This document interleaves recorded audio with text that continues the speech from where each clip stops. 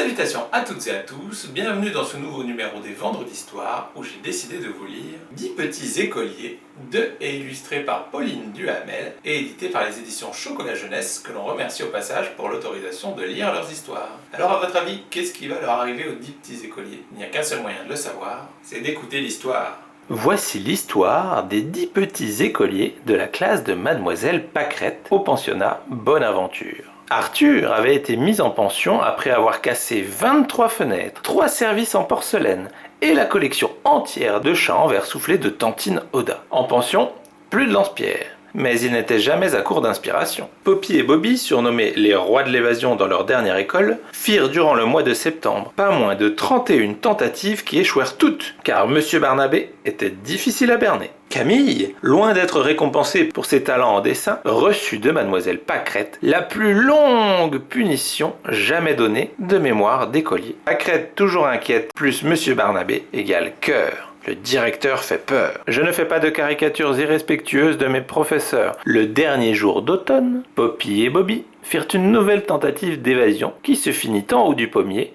de Monsieur Dubon. La nuit, Monsieur Barnabé ne dormait jamais beaucoup.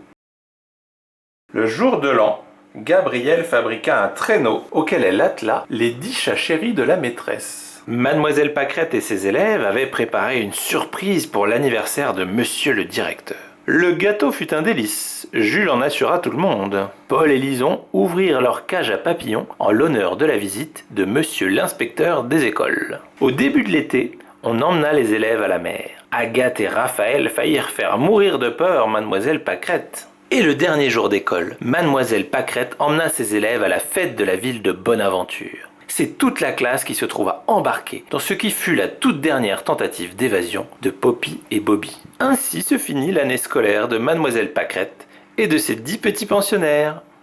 Fin. Alors ça vous a plu? Vous avez vu tout au long de l'année dans ce pensionnat. Alors les pensionnats, c'est pas forcément quelque chose que vous connaissez, mais à l'époque, on pouvait y laisser les enfants, donc pour qu'ils apprennent des choses comme à l'école, sauf qu'ils restaient dormir là-bas la nuit, et en bref, ils passaient toute l'année, tous ensemble, donc avec les professeurs et le directeur. Ça, de nos jours, ça ne se fait plus trop, en tout cas pas dans le système scolaire normal. Et bien là, comme vous avez pu le voir, les 10 petits écoliers, ils ont un peu toutes et tous leur spécialité et surtout, ils sont très doués pour faire plein de bêtises. Ça rappelle un peu l'histoire où il y avait des excuses pour lesquelles on n'avait pas fait ses devoirs, plus abracadabrantesques les unes que les autres. Et ici, c'est pareil parce qu'il leur arrive plein de folles aventures tout au long de l'année, ce qui est très rigolo. Mais heureusement, ça ne se passe pas comme ça dans la vraie vie parce que sinon, ça serait le chaos et il n'y aurait plus beaucoup de maîtres et de maîtresses. Il y aura encore le droit de pratiquer leur métier s'ils laissaient faire toutes ces bêtises. Donc voilà, sur ces bonnes paroles, il ne me reste plus qu'à vous souhaiter une excellente journée, un excellent week-end,